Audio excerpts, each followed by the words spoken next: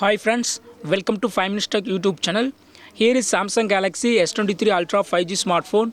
In this video, you will learn how to hide phone numbers when you receive incoming calls or when you make outgoing calls. That is, you can hide caller information. What you have to do is just go to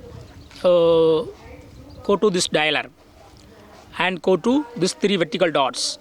Go to these three vertical dots and click on settings there and click on caller information, and here just to turn off this button, show contacts phone numbers.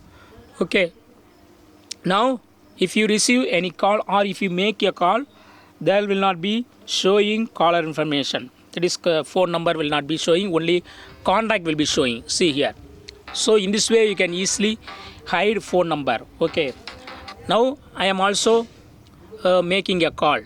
Okay, while making a call, there is no number displaying, only contact name will be displaying. If it is turned off, that means caller name will be caller information, that is